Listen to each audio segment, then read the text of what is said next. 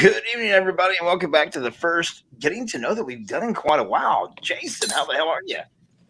Oh, about What's that? 60%, brother. About 60%. Sipping on a hot 60? toddy. Yeah. Not quite sure what's I want a hot toddy. I want a hot toddy. Does that involve alcohol? I want a hot toddy. It does have some bourbon in it. Oh, sounds like it might be up my alley tonight. I'm having one of those nights. Right. Hey, Jiffer, how you doing? So here we go. We're going to get into this. The first one back. Jason, this is something that you know a lot more about than I do, so I'm actually going to let you introduce our guest tonight. All right. Well, tonight on the show, we have Tony Walters from Rad Entertainment. I've known Tony here a few years now. Had the pleasure of working with him on Idol Girl and a Death Care, which never really, I think, is still doing some things, but I think there's other things going to happen with that one. But met you guys a few years ago, and we've just become pretty good friends and had the honor of working with you. And I know you got some pretty big things coming up. So Jay and I asked you if you'd like to come on the show tonight. So we're honored and privileged to have you on. So Tony, if you just want to take it away and tell everybody a little bit about what you do and about Rad Entertainment, and we'll get going from there. Okay. Yeah, I mean, we met actually, I think, on the set of Kill Dolly Kill was the first time that I met you, right? Yep. So Yeah, that was that's been a while back now, working with Trauma and doing that movie with Wretched Productions and H&M Films and all those guys. That was kind of how I got my start in this whole thing. Really was working with those guys doing some stuff. We did Blood Moon River, and then bounced from that to I started writing and producing my own short films, and we were doing kind of YouTube production stuff, movie reviews, video game plays, things like that at the time.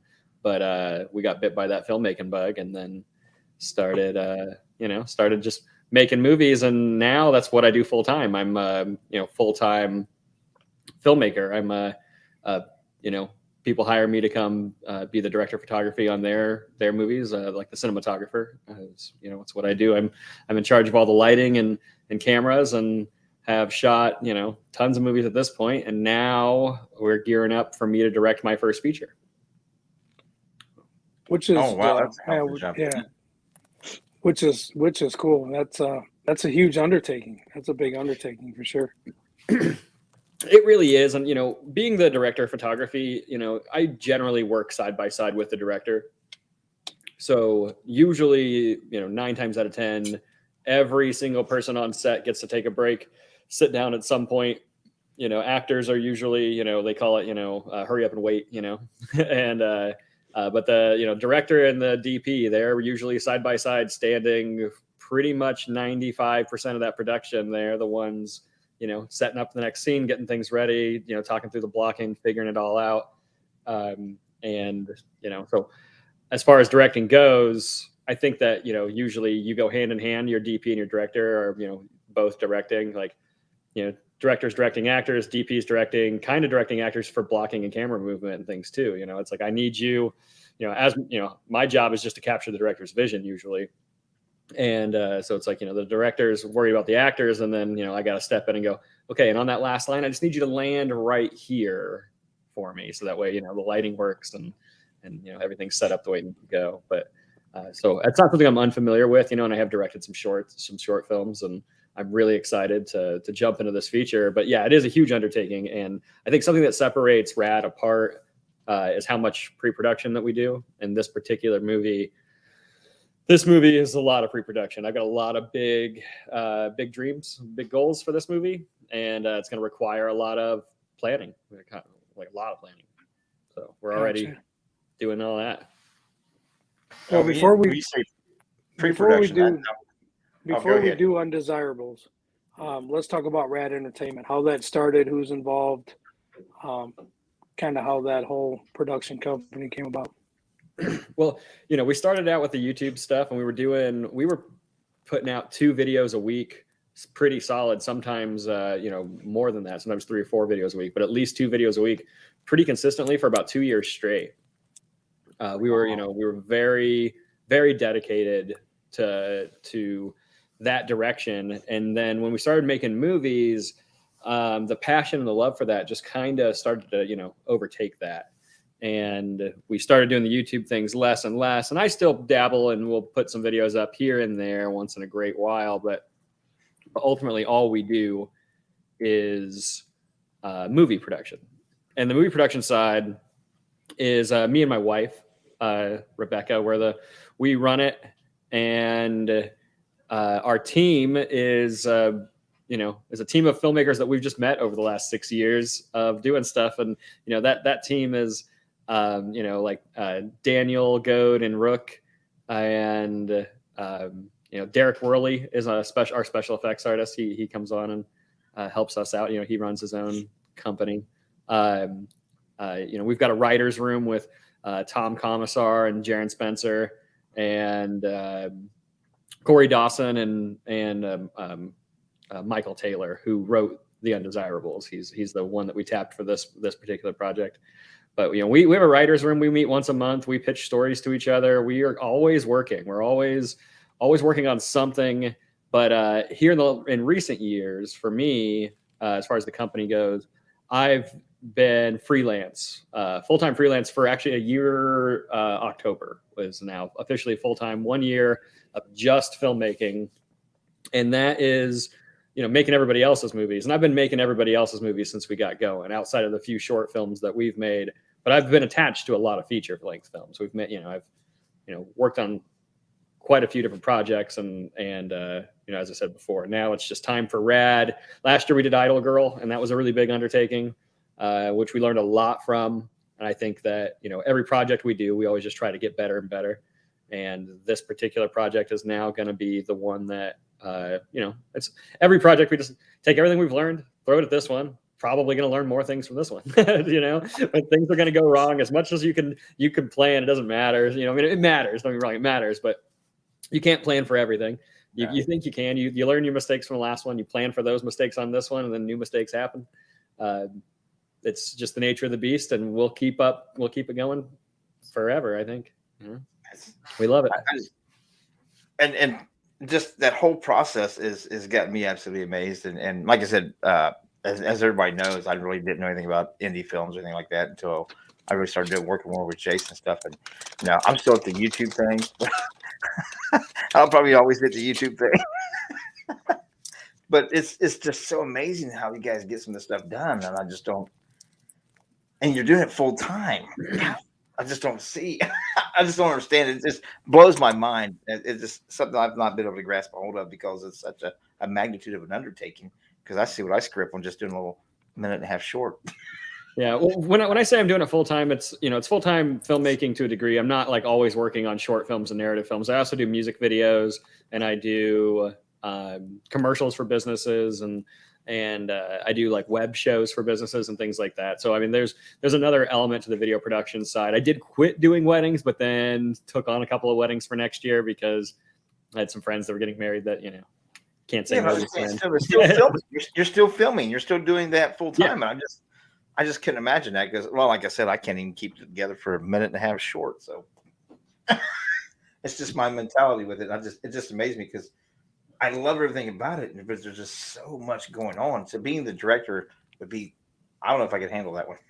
My ADHD would probably have a meltdown. Well, for this particular project, I'm the director and I'm the director of photography. So I'm filming it and I'm directing the actors. And that's because I'm comfortable behind a camera and I know I'm specific in how I know I want something to look. And well, I'm going to try it on this one. I mean, there's plenty of directors that are the same way.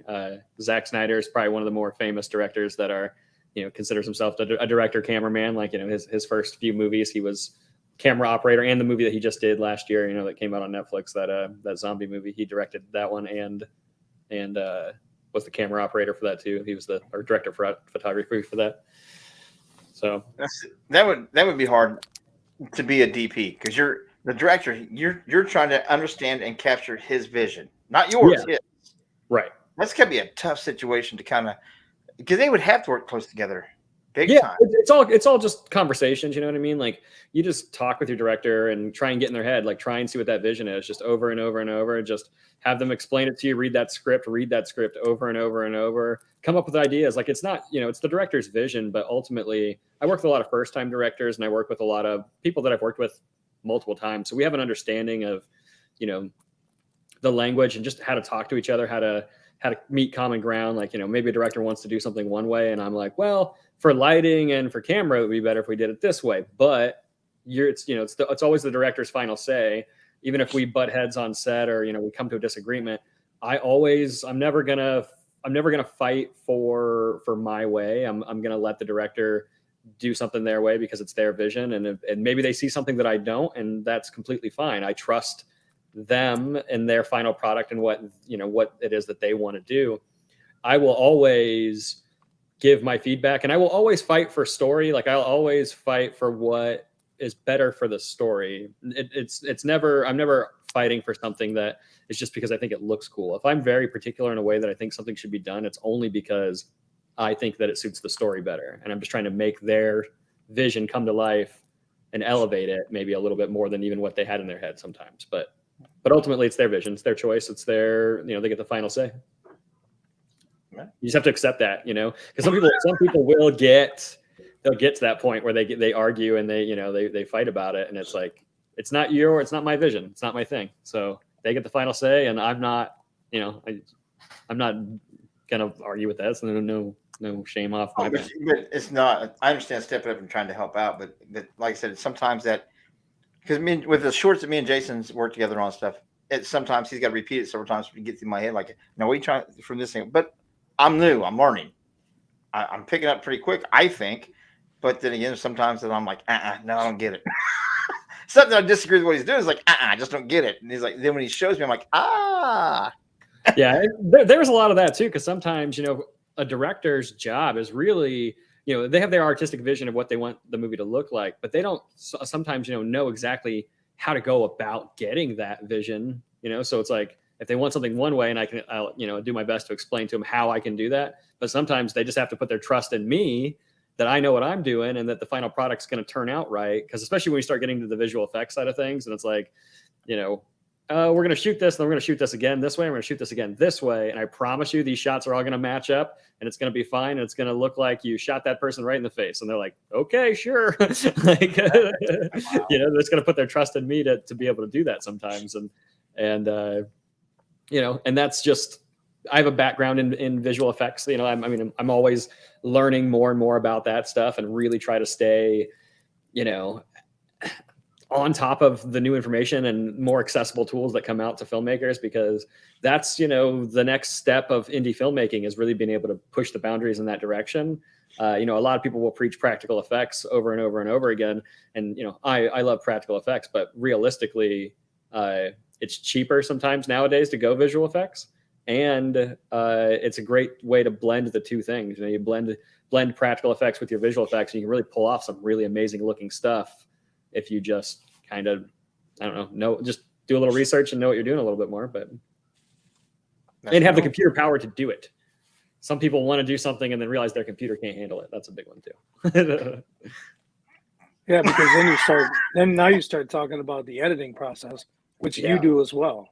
Yep. So, yeah, I'm a very hands-on filmmaker. I mean, I do every aspect of filmmaking I've done. I will get a job on any set doing any job. I don't have to be the DP. I'll run sound, I'll direct, I'll just be a PA and come and just move stuff around all day for you if that's what you need. I do my best to get on as many sets as I can, because I like networking. I like meeting new people. I like, working with actors. I like, meeting or seeing how different sets are ran.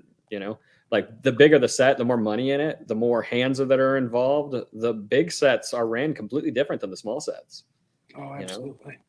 So there's, we work with a lot of actors that can get hands-on and help carry stuff around and do that. But, the bigger the project, the more, you get involved with like union actors and things like that.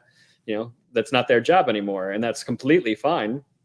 I don't expect an actor ever to carry in gear. But and I work with some actors sometimes that are like, hey, is this a set where I can help out, or is this a set where I can't help out? Because it's literally they're not allowed to.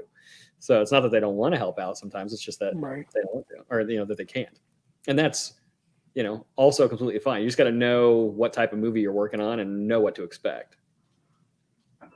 Exactly, and that's the same thing with me, Tony. I try to get on as many projects as possible for that reason, to learn, because you may see something done on a set one way, and then you go to another set and see it done a different way, and you just start learning from different angles and lighting and camera things, and how to make a ton of stuff happen with very little to no budget.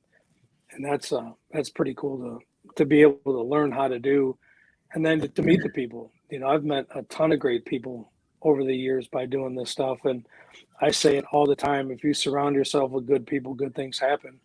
And I think especially in the indie filmmaking, when you start surrounding yourself with a lot of good people and a lot of good production companies that are willing to work together, or are willing to, hey man, I'm trying to get this, how do you do this? Oh, hey, this is how you do this. And because there are some out there that are going to be like, no, screw you, man, figure it out yourself, I ain't helping you. Very much so. And I've never been like that. Anybody that has questions in filmmaking can always come to me. I don't care if you're just now starting out or if you've been filmmaking for 30 years. If you got a question, always just send me a message in Messenger. I help so many people that I barely know. I get people all the time that will just pop in and ask me like, hey, like, what do you recommend as far as like camera stuff, or like, hey, I'm looking for a camera package that's, this is my budget. Like, what can you recommend? And I help people out constantly with that. And same with computers too. My background is actually and I'm an IT guy.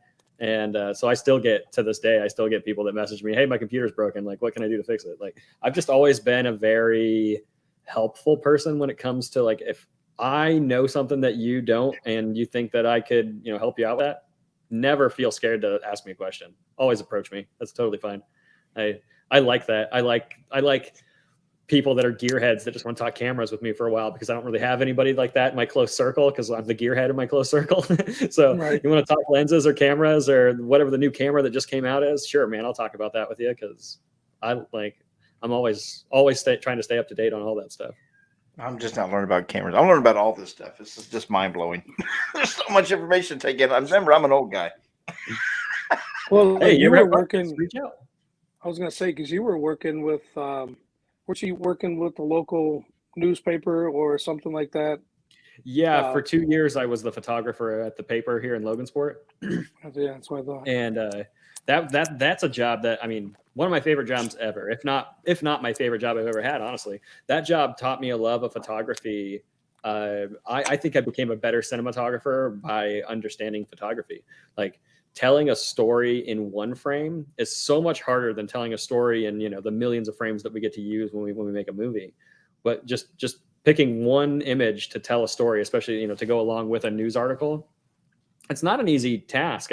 Certain things can be, or they can get mundane and formula, like you can all turn into like a formula where you're just going to, here's somebody speaking on a podium, or here's whatever basketball game. But finding the nuances and the different ways you can start, you take a picture of somebody sitting at a podium. When you do that, 5 times a month, every month, starts to get boring for you, the photographer. So you start figuring out different ways to do it. Where can I climb up? What kind of angles can I get? What can we do? How can I change the lighting? Oh, we're doing it indoors versus outdoors. Like, what is that going to, your brain just starts to what millimeter lens do I need to shoot on? I'm going to be in the back of the crowd. Like, just trying to figure all those things out, and thinking about it that way has drastically improved my cinematography. And then also the turnaround.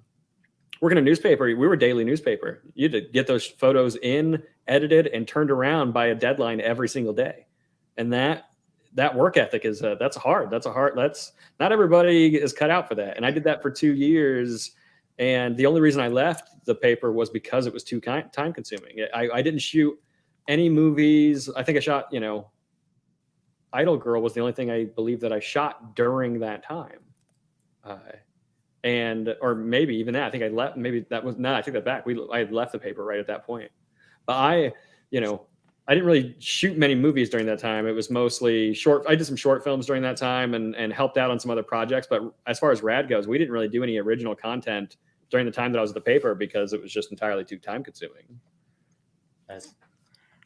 I'm just getting into photography. I inherited a couple of cameras and Canon and Nikon stuff, and I found it very therapeutic for me. I can disconnect my ADHD when I got to take a camera in my hand because I'm focusing on trying to find the shot and angle and the lighting and learn about f-stops and oh god, can't I just all of that? Yeah, all of that is important. Learn as many of those things as you can, because that's just going to help you out as far as like the filmmaking side of things, because you need to know all that stuff for filmmaking too. And there's certain things that you can do. One lighting setup would work for photography that isn't going to work for video, because especially when it comes to your shutter speeds, because when you're outside in the daylight, you can kind of just crank that shutter speed up on your DSLR and shoot photos and not really worry about it too much. But in video, you can't really do that because it makes your footage look super choppy. So you gotta learn about ND filters, and then so you put on these ND filters, and that'll bring down the f-stop that you need, so that way you can shoot with a more shallow depth and make it look more cinematic when you're outdoors. There's all these little tips and tricks that you just learn over just all I do is study filmmaking. I just listen to cinematography podcasts. That's what I do when I'm working. I mean, I've got a stack of books back here that are filmmaker books. I mean, I read books, I listen to podcasts, I watch YouTube videos constantly. I books.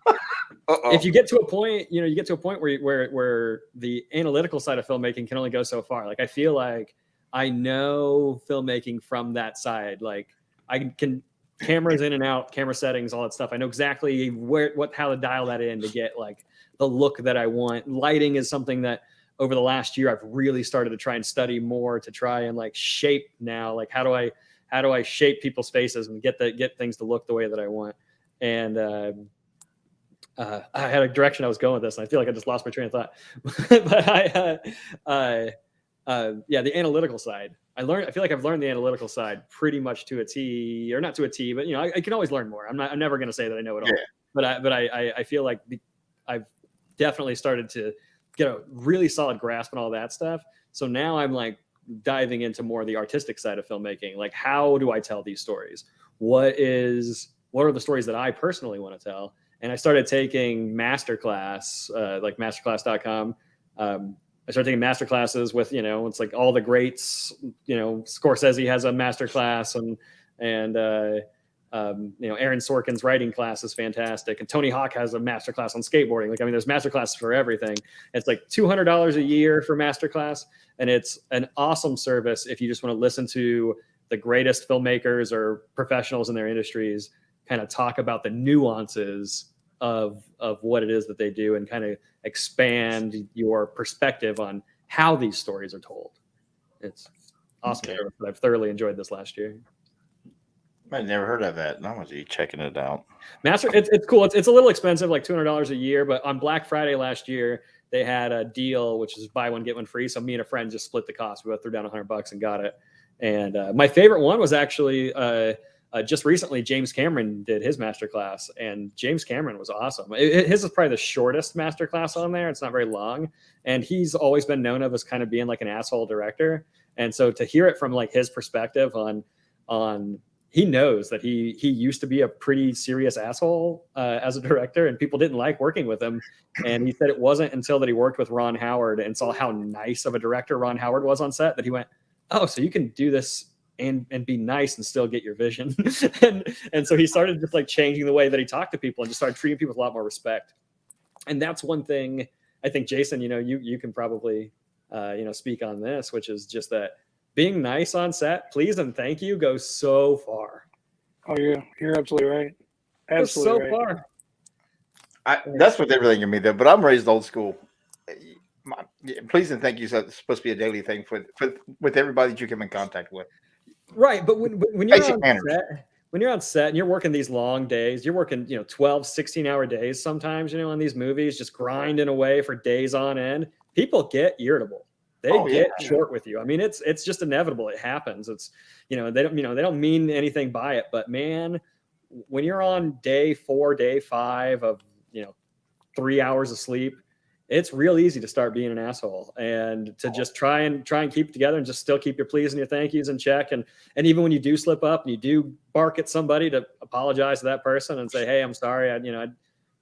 and everybody understands and they get it. But man, you know how many times you get called back on set just for saying please and thank you? Like that happens a lot. Yeah, exactly. And it's I don't want to say it's the camaraderie, but everybody there wants everybody to succeed. So just that positive reinforcement on set with, hey man, I appreciate that, or hey, thanks for doing this or whatever, instead of it being more of a, you knew you were supposed to do that, you better go get this shit from me because I'm the DP or whatever. Right. Yeah. That can change the tone on set. And if a tone gets changed on set, it can actually make a world of difference and turn everything into just a shit day. I mean, truly a shit day. Oh, for sure. Morale is one of the biggest things on set. Like keeping morale up. You lose morale, you start to lose.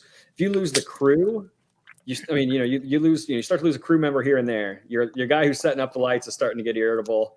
He takes it out on somebody. That person takes it out on somebody. Once you start losing your actors, man, then you're gone. Like if your actors aren't happy, you got. You just got to keep it up. If you start pissing off the grips, and you need some stingers run or something like that, with a positive group, you're going to have stingers. Hey, all right, we need this, we need that. Cool, we need sandbags, no problem. If you start pissing those guys off, it'll take them 15, 20 minutes to go get you some more stingers. That's 15 or 20 minutes that's costing you money because you've rented a location or you only have that location from this time to this time because they open up for business at 4 and you got to be out of there by 2. And so, it can completely change the whole outlook on the set for sure. Yeah, definitely. I mean, just if you run a really nice set, you keep your morale up. When you're talking about needing stingers, somebody's already ran and grabbed them before you've even asked. If you can tell when your morale's low, when your PAs are outside hiding in the truck, and you got to run out there to tell them that you need something. Exactly. Yeah. So it is true. You want to keep that positive reinforcement going because like you said, Tony, it's hell. Some of them I've been on 16, 17-hour days and you're working for 7 to 10 days and it's constant, constant running, constant switching. Then you got to pack up and go to a different location and, pick up shots. And when everybody goes home, you still have 2 hours of, hey, we need to go back here and get this again because we didn't get it the lighting last night, so we got to get it tonight. And so, if you keep that positive reinforcement going, and just have good working positive energy on set, that does go a long way for sure. Yeah, and I'm no saint. I've definitely had my low days on set, and definitely can be a bit of a curmudgeon from time to time. but I've also built, it's building that core of people that you can really count on to have your back on set too, and that understand it, and don't really take it too hard when you do get upset or you do get grumpy. They understand. They're right there with you. Everybody's, like you said, we're all wishing the best of luck for everybody. We want everybody to succeed because if everybody can succeed, that only just makes the movie that much better. And then and then we all get recognition from it when it's all done. We all know the hard work that went into it. It's absolutely. I love this industry. I love it. And that's one thing I told when Rebecca was on with us that one time that I was absolutely amazed how I listened to her and Jason talk and now you also, and how the camaraderie that at least your guys' group, how supportive they truly are. You guys and Los Bastards and stuff, how you guys all help each other out, work here, work there. Everybody knows each other and tries to help promote each other. That you don't find that in a lot of other industries. You really don't. There's some of them that they're cutthroat as hell. And the bigger the sets get, it can start to get that way. You can start to work with, the more commercial it becomes. Like there's people that are just the head of their departments. They're only going to do the one job, which is totally fine because sometimes that's all they're even allowed to do. They get yelled at if they start to, if they try to help out in someplace else. So it's just, just having a good understanding of your working environment. And I think that goes for wherever you work at, Now, would that be a union thing that they get yelled at if they touch something else? Yeah. Like, I worked with some guys out of Kentucky that they work on a lot of like Netflix stuff and Verizon wireless commercials and stuff like that. And, when they show up to set to help on a small project, they're still on kind of like the big guy mindset. And, if somebody kind of speaks out of turn or offers a solution to something that maybe it's not their department or, thing they should, they're a little nervous for them. They're like, oh man, is that guy going to get in trouble? I'm like, no, that's fine. But they did, because where they work normally, they're only allowed to set up lights. That is the only job they've got. And if they were to speak up and say, hey, I think it would be better if we set the light over here, oh man, would they be fired immediately? Like, their job is to do exactly. You're kidding me. Yeah, well, I mean, but it's it's big commercial gigs, Yeah, if you're talking about big union projects, it would just be like, think about it with your union, Jay. If there's a set person that does quality control, and there's a set person that does, changing batteries in the forklifts, and there's a set person that does this shit. If the quality control person was like, oh, well, I can just switch his battery over real quick and went over, well, now you're taking my job, and that's the reason that I'm on set. So you shouldn't be taking my job. My job is to do that. Your job is to do that. When you start working with union jobs and SAG projects and all that stuff, that's exactly how it's laid out. All you are is lighting. All you are is this. All you are is that. And don't touch anybody else's shit. That's no bueno. You do the lights. That's all I need you to do. And they won't have you. If you start doing that shit, they'll let you go.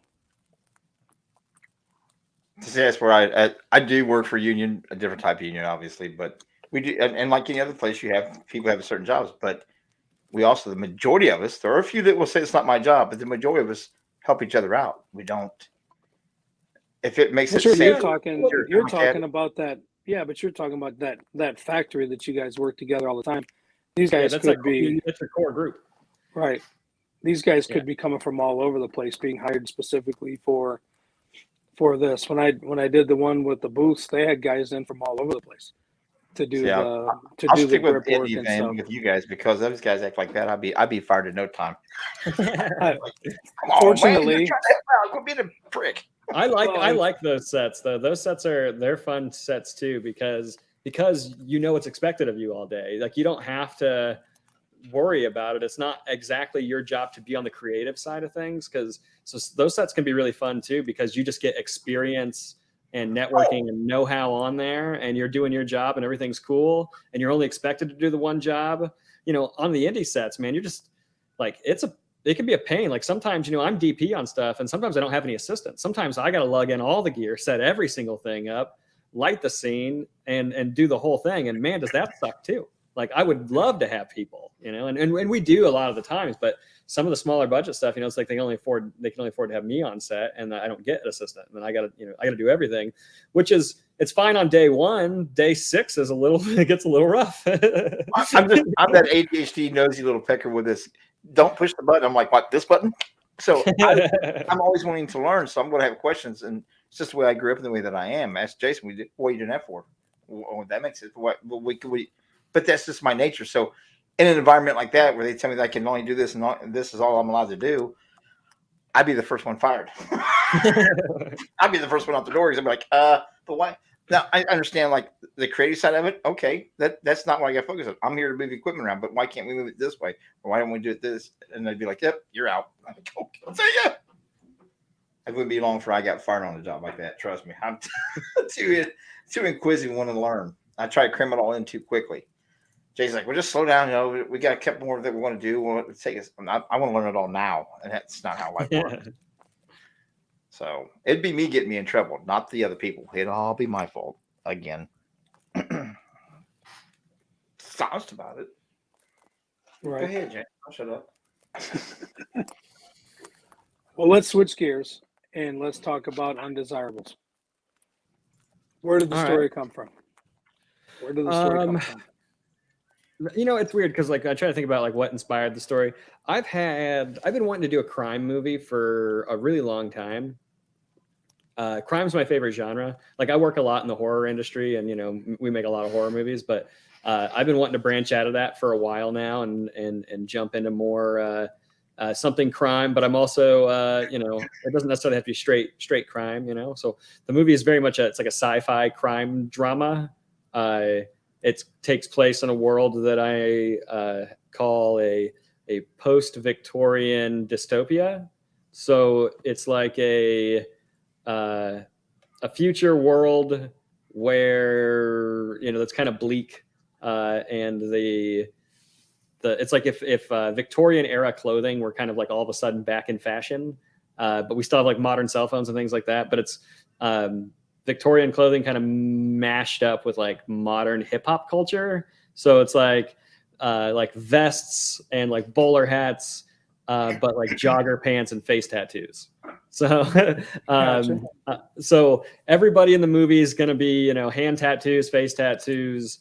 They're all like kind of dressed like sleek Victorian era clothing, but it's the movie's it's a heist movie that takes place after the heist, and it's about a group of criminals that have to figure out kind of like the point of it all. Like there's a big political divide in the background of the film, and there's not been a child born in the last decade. And it's kind of like maybe it's government population control, and there's a rival like faction that's building, like the rebellion is building in the background, and they're trying to bring back humanity.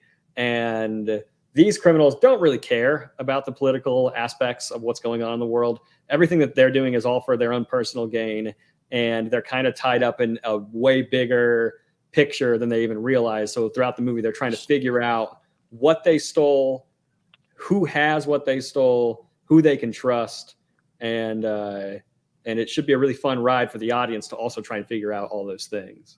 So I'm really excited to bring kind of a big mystery element to this movie, and also do a little bit of crime. Like it's a crime movie, but a little bit more of like this mystery kind of sci-fi twist to the whole thing that allows for a very unique art style.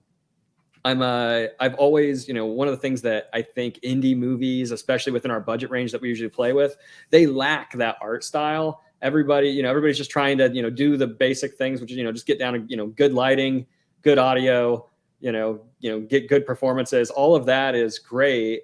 And with every movie, that's all we've been trying to do. But now we're trying to just take it up another step further. Like, what can we do to play on, we feel like we've got that stuff down. We've got connections with good people. We've got good talent tied to this movie. What can we do to like make it stand out amongst the crowd? So we were going sci-fi crime. Sci-fi allows us to play around in an art style that we, get to really build out a world, but also that gets more expensive. It's hard to do that, it's and in the budgets that we play in, it's difficult to really create an art style. The movie I think that has the strongest art style that's not out yet that I've been attached to is Kill Dolly Kill. That movie has a very strong art style, and I've seen the final edit of that movie, or at least what I think was the final. I don't know. I saw an edit of that movie, and that art style, it sells through and through. And I'm excited for people to see that movie, to see what I want to see it. Yeah, me too. I want to see it finally done. I've seen like an edit, but that edit lacked, I think sound design was like something that they were talking about. They wanted to, get that finished and, color grading and things like that. But but as far as just art style, for the budget they had for that and able to achieve that art style, that's something that now we're trying to adapt and go, hey, what can we do in this world to build on that art style and really sell a sci-fi world that it doesn't have to, and sci-fi is a strong word. I'm not, talking spaceships or anything. This is more like Children of Men, or even like The Walking Dead can be considered sci-fi to a degree, these, or like Hunger Games, something like that. Like the kind of post-apocalyptic kind of bleak world that has just an elf world story. It doesn't necessarily take place in our world. This is just another world story of a bunch of dirtbag criminals, and I think it's going to be a pretty fun ride because it's not just straight up drama. It's got a lot of comedy in it too. It's funny, and it's going to have all the violence and that the horror fan basis that we've grown expects from us. So I think we'll be able to hit a lot of different marks on the movie. Got me with the comedy. I love the old comedies. I still like the old slapstick vaudeville. I'm old. I think that's a style of comedy that needs to make a little bit of a comeback. Yeah. Just my opinion. No, comedies are great. I can't wait to see how you tie in the sci-fi and the comedy together. I think that'll be absolutely really cool to see. As far as locations, are you going to stay local? Is there going to be a lot of traveling when you're filming this one, or? I'm staying completely local. This is a Logansport based project. I want outside of the actors and some of the crew, but all the locations are Logansport locations. I'm bringing in as many Logansport artists into the project as I possibly can. I've got meetings set up here with there's two art like factions within the city and the county. Oh, excuse me. Within the city and the county. So I've got I've got some meetings coming up with the Art Association and the Art Alliance to just figure out what it is that they can do for us. And I know that the Art Association, I've already been, kind of talking with them quite a lot. They've got a lot of people that are very interested in the project and just want to find out how they can help out. And whether that's just, it's a 13-day shoot. We're doing basically like 2 weeks back to back.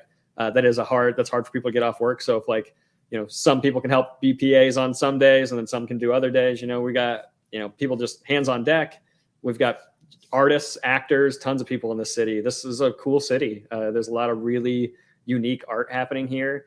And I'm excited to, make this as big of a Logansport project as it is, a project for Rad Entertainment for us. I just want Logansport to have fun with it. Awesome. Hell yeah. Awesome for sure. Yeah. One of the cool locations that we got, I wish I could throw a picture of it. But there's a bank vault in town that we get to play around with that is going to be a pretty fun set piece for the movie, because you don't get to see the heist necessarily, but you do get some flashbacks towards it, and I think that is going to be pretty cool. I'm really excited about it. That's cool. That's awesome. Oh, bank vault. Hell yeah. No, more like I close the door myself. But that's a big fear that I have. I really do. I have a thing with, I'm like claustrophobic, and I do have a fear of getting trapped in a bank vault. It's not so much a fear. It's just I know my luck. I always say, if it's asinine and stupid, it'll happen to me every single time. And I've learned to just sit back and go, really, and just laugh. What's that? Oh God, what's that movie? Is that Harlem Nights? Where they put him in the bank vault at the end, and they tell him to take really short breaths so that he doesn't run out of air when they lock him up. I want to say it's Harlem Nights. I'm not sure. I can't remember. It was a comedy, but they lock this guy up at the end and they tell him, to preserve your air when you're in the bank vault, they take really short breaths and shit. It's just funny. I know that you have released your first cast member. Yes. I know you put that out there. Yes. And I was going to say I'll butcher her last name, so I didn't want to. But just doing a little digging on IMDb, she was part of Creep Show. She was also on the Dynasty TV show. She was in the movie VHS. That's a lot of stuff going on. How did you come in contact with Hannah? Hannah's she works within these like kind of these circles, and she she's a great get for us. We got her basically through our special effects artist, Derek Worley. He worked as her special effects artist on a movie that she just directed called Dark Circles.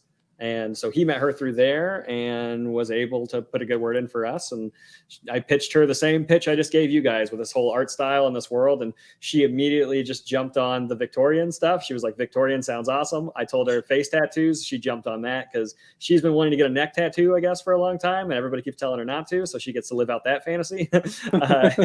So she's very excited to be a part of this project. And we're excited to have her. I think that she's going to bring a very unique look to one of our main characters that is something that we were looking for. And I'm super thrilled to be working with she's she's part of the union, and so we're branching out with this movie, and we're hiring bigger talent, and we're very excited to be working with them.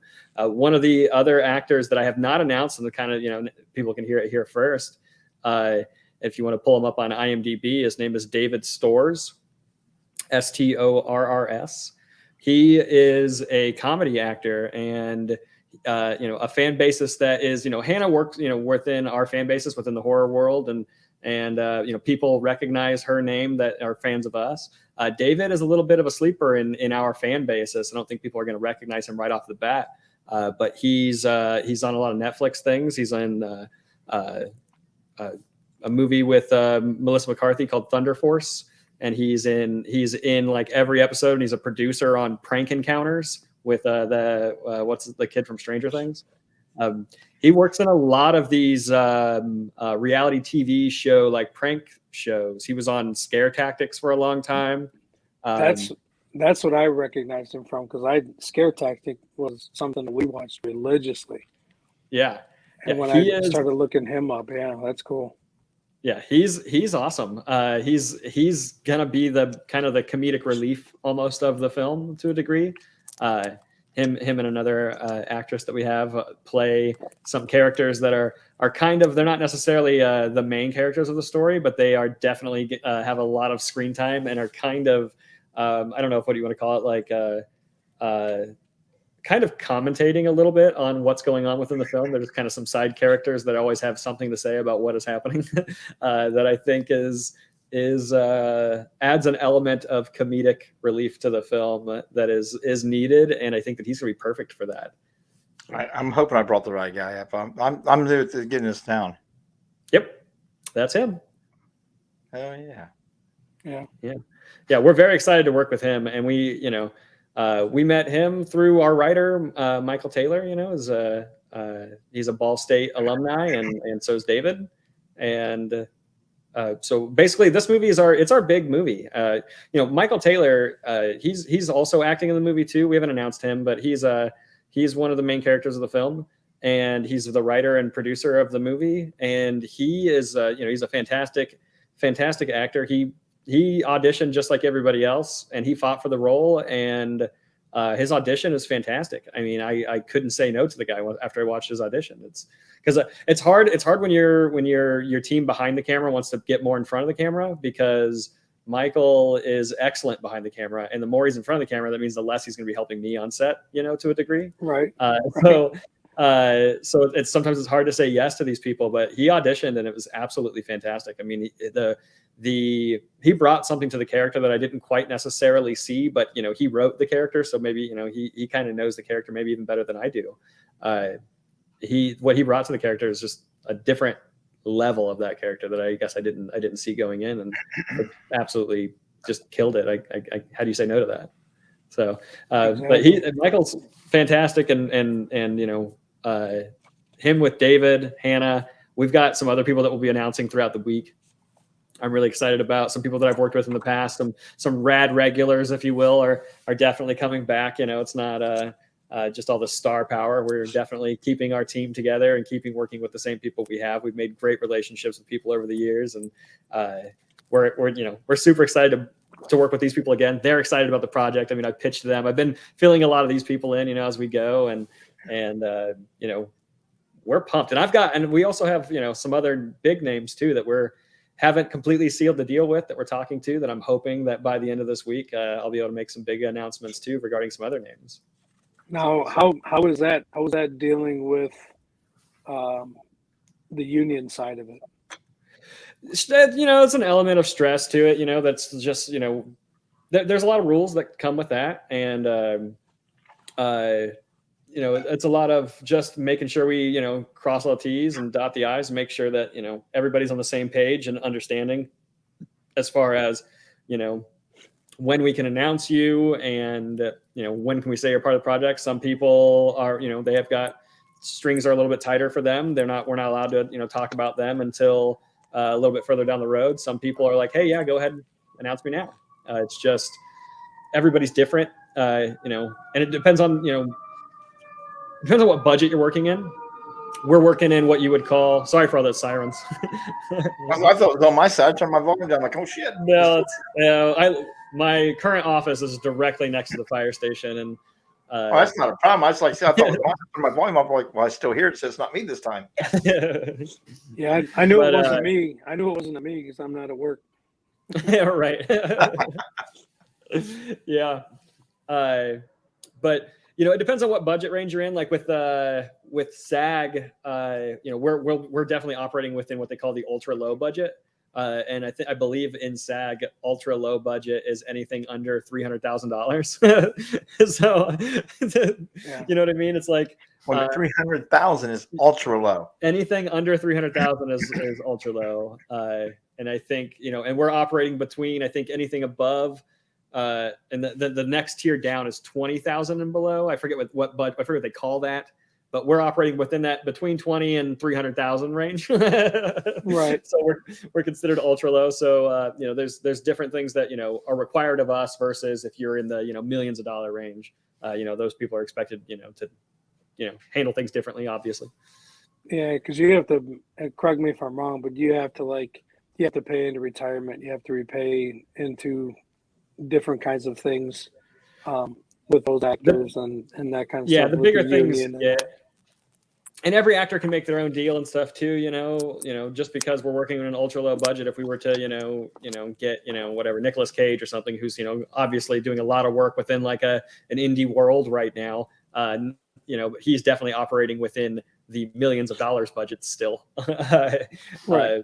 He's going to require something different than some of the other people, but it all depends on what these people like to and just what they want to do. Because SAG Right. has loosened up over the years and are allowing, their actors to work on smaller projects and do different things and not have to be so tight in the union. That kind of changed a few years ago. I worked on a movie called Heart and Mind in Indianapolis a few years back that had like 4 SAG actors in it. And they were all able to basically completely waive their pay for that movie and do it for nothing. And that was impossible to do in SAG up until just a few years ago. Yeah, I know that there's a lot of actors leaving SAG because they were so cut and so, they wanted to do all these films, but the regulations and everything that they had to have to do them was, so they completely left SAG and went on their own and get to do all the films that they wanted to do. So I know that's happened over the course of time. Yeah, it's a balancing act, and the union's there for a reason, and they definitely do they do great work and make sure that people are getting what they deserve on set and things like that. But it depends on what you as an actor or as a filmmaker, what you want to do. If you like the low budget like indie world and want to get more involved in a lot of these the projects that you and I tend to work in, that's harder for SAG actors to actually get and play around in those things. Sure. But if that's what they want to do, but if they want to do more commercial stuff, then you're playing that game of maybe not getting a gig as often, maybe holding out for the bigger thing, or it's a whole different mindset and way of networking your craft. Exactly. No, there's so much involved. Oh yeah, man. So with, I know that you have something out there that says you're going to start filming March of 2022. Yep. Is there still a way that people can get involved? Can they, donate to the campaign? Can they be involved in the film? Can they do anything like that? Yeah, we're launching our Indiegogo on Friday, on the 19th. We're having a big launch party Friday night at 7:00. You can tune in there to we'll break down a lot of the perks that are going to be available. We have a lot of really cool stuff for this one. I don't know. There's a board behind me that has I'm very transparent with what we're doing. That's our budget is kind of laid out back there. Our perks are laid out back there. We're very much trying to just be open and transparent and be this is not us pocketing money. This is us. Every penny's going to try and pay as many of the people that are helping out on this movie as we possibly can. And also, pay for some of these perk opportunities. One of the, I have 2 specifically unique perks that I like to talk about because I think it's different and something, everybody's got to have a gimmick nowadays. When you launch an Indiegogo, you got to have something to it that's a little bit different. Everybody expects a Blu-ray, everybody expects a poster, but what else can we do? What kind of, people are doing coffee cups, they're doing umbrellas, they're doing, all sorts of things. We got one of the cool things in the movie. There's 2 factions that are taking place in the background. You got your elite, government people, and then you have the rebellion, that's having this uprising. So I'm a person who is a huge fan of hot sauce. So I thought, why don't we make hot sauce for each of the factions? So we have the elite hot sauce, which is like a ghost pepper. I mean, it's just a ridiculously hot sauce. And then we have our other faction's hot sauce that is more jalapeno based, that is more of a mild hot sauce. And both of those were made by Cameron Scott, who you guys know. Cameron's an awesome filmmaker himself, and also a chef. And as soon as I had the idea for hot sauce, I'm like, Cameron, we need hot sauce. And we kind of bounced some ideas around. The ingredients that are in them are, Victorian era food based ingredients to try and fit the theme of the whole thing. And that's, when I have an art style and I really have a true vision, I try to just make sure that everything kind of fits that vision as much as we possibly can. And I want, and Rad Entertainment's motto has always been story first, and that's what we do. If I'm making hot sauce, I'm making it for a reason. A, I love hot sauce. That means probably other people love hot sauce. B, if I'm gonna make hot sauce, try and make it fit within the story of the world. And the whole movie, a good chunk of the movie takes place in a diner, so the hot sauce itself will be featured in the diner. That's cool. And I gotta say, Cameron makes absolutely amazing hot sauces. But I'm not a hot sauce His guy. barbecue sauce is so good. He makes a great barbecue sauce. I'm a sissy on the hot stuff. Black pepper and jalapenos is not hot enough for me. But I've tried them, and they've lit me up. But it don't mean they're that hot. I'm just a sissy. He's dropping off those hot sauces on Wednesday. We've already got them made up. I'm going to be trying them live on next Friday's show. I'm going to do my best to not even sneak a taste over the days. I want to try it live for the first time. That's my the amount of confidence I have in Cameron to make an awesome hot sauce is I'm going to try it live. And absolutely. One of the elements of the movie that is very much a mystery is the heist, because the movie takes place after that. So one of the things that we're doing in this movie that I think sets us aside from a lot of indie productions is that I'm going to be building out what they call an animatic for the entirety of the film. So that animatic is going to be built within Unreal Engine 5, which is a video game platform. And in that video game platform, you can basically build if you're playing a video game, the cut scenes in a video game that, tell the story. I'm basically going to be building one 90-minute cut scene that is the movie in CG. I'm going to build the entire movie first. So that way we have a storyboard and a shot list all kind of built into one that's animated. We can get a sense of pace. I'm going to do table readings with all the actors and record everybody's voices so I can apply their voices to this animatic to then really get a sense of what this thing's going to feel like before we even go in and record anything. But because I'm doing that, I'm going to have this heist area of the movie already built within a video game platform. So I thought what would be a fun idea is to maybe expand upon what happened in that heist and offer people a video game that they can get through the Steam store on PC, where you can play one level, which is the heist, and play through all four of our characters that are involved in the heist. And you get 4 missions, one as each character, and find out what each person's job was specifically in that heist. And maybe, give people maybe an alternate ending, or just allow them to get more of an idea of what went down that caused the events of the movie through a video game platform, because why not? I'm already got it built. It's going to be fun. I've got some people to kind of help me out that kind of play around within Unreal that know what they're doing more than I do. So why not put that to work and just, offer a video game as a perk? I think it's a fun idea. And I put it around and people think it's cool. Holy shit, Tony. Holy shit. Hey, let's make a movie and we're going to build a video game too while we're at it. Yeah, okay. That's part of marketing nowadays, right? Every movie comes with a video game. Why not? Holy shit. I just that's Jason, impressive.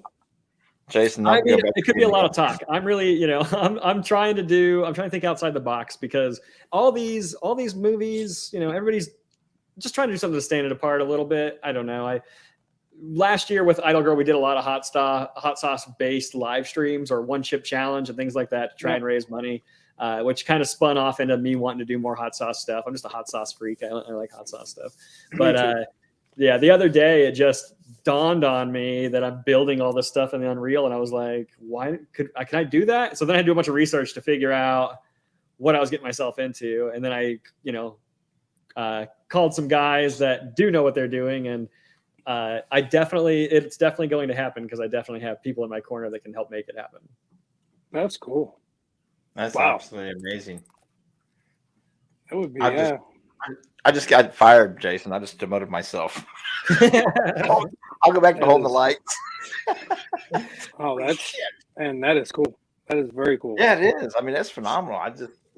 That's what I don't know what to say to that. To be like, we'll just build a game to go along with the movie. Okay. Well, it's not, it's just, it's one level, 4 missions. I'm not like trying to build like a full on video game based off the movie or anything that's going to take up a lot of your time.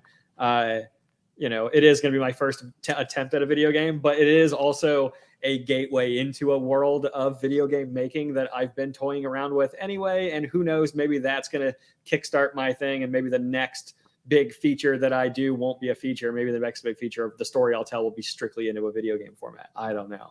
I've been wanting to play around with this and be able to do things. I love working with people and the collaborative project that is filmmaking, but to have a side project that would be like making a video game could also be a fun thing to do on my downtime. Well, it's a great idea. Nobody's doing it. I mean, that's a fantastic idea. And I know you've got shows coming up all week, and I know you've got a big, huge launch going on Friday and everything else. So tell everybody again how they can get involved as much as you want to tell us. Anything else before we end the show? Just as much as you can tell them without going into your other stuff for the week. Yeah, I mean, all week long, I've got shows coming out. I think I've got shows basically Tuesday, Wednesday, Thursday night. I'm on different podcasts. There's Friday night. We're doing our kickoff party. We've got Brody Z is one of the performers that'll be performing. He's like a hip hop artist because the movie in itself does have like a hip hop influence. I've always been like a rock metal kind of guy myself, but there is this element of like industrial hip hop that I thoroughly enjoy. And I find that world to be a unique art space. And I want to apply a lot of that to this movie. So, we decided to, bring on a hip hop artist as part of the launch party. In that launch party, we're going to be breaking down all the other perks. We've got perks where you can be in the movie as a featured extra, at a certain price point. You can come in as a full on day player. For somebody who just wants to come and hang out on set, we have a perk that is just come see what it's like to be on a movie set for a few hours. We've got Blu-rays and posters and all the stuff you expect, but we've also got opportunities for people to get more hands-on if they want to be. And then also there's 22 total speaking roles in the movie. I know that we did our announcement or we did our casting call for like the pretty much the 5 main characters of the film, but there's 22 total speaking roles. There's going to be more opportunity. I've had a lot of actors reach out to me that couldn't quite make the casting call that still want to be involved. There's going to be plenty of opportunity. There's people that I haven't gotten back with yet who have auditioned. And that's because I might have not, have considered them for maybe one of the main roles, but they were good enough that maybe I want to bring them in on one of these as like a day player or something else for one of these smaller roles. So I'll still be reaching out to a lot of these people that have already sent in auditions. I'm going to, there's a lot of groundwork after the Indiegogo launches. Right now, it's just full steam ahead to the Indiegogo. We're trying to raise $18,000 is what our initial goal is for our Indiegogo, which is a lot of money. It's more than we've ever raised before. We're very excited I'm feeling super confident in our ability to be able to pull that off.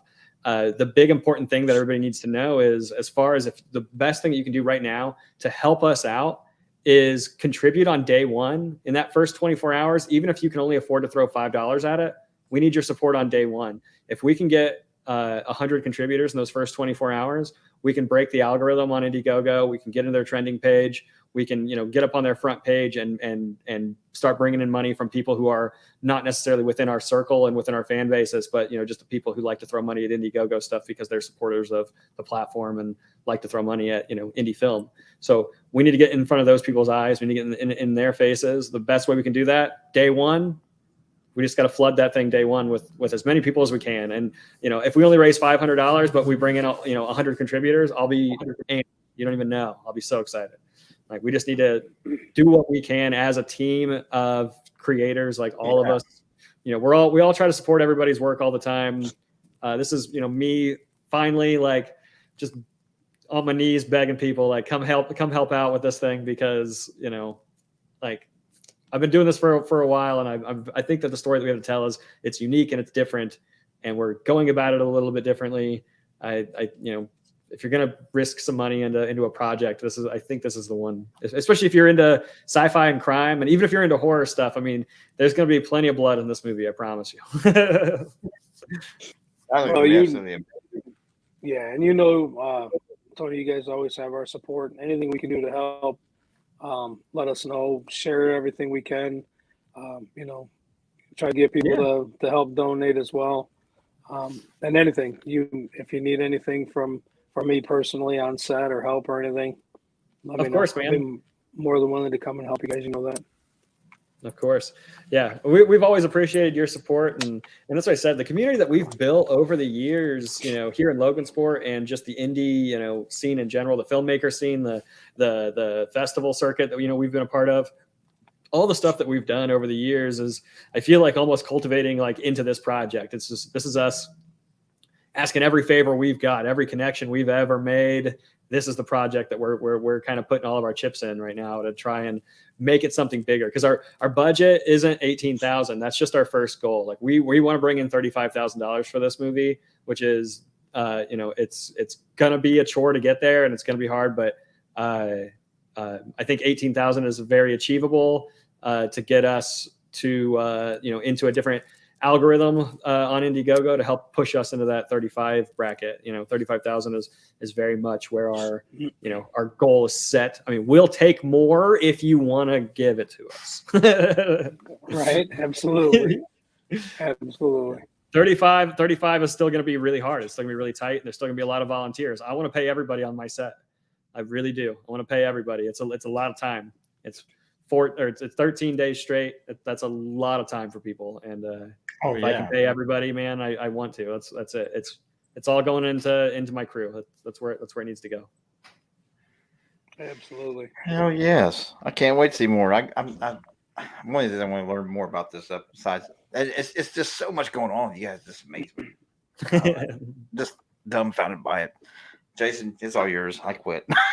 You guys check out Rad Entertainment on Facebook. Absolutely. Check out Tony, Rebecca on their personal pages, and help spread the word. Let's, everybody we can possibly pull in to try to help. Let's get this done. Let's get helping Rad Entertainment and everybody involved in this project. I'm excited to sell for you guys. I think it's going to be great. And like I said, anything we can do, please, reach out, and we'll be there to help you if we can. Awesome, man. I appreciate it. I really do.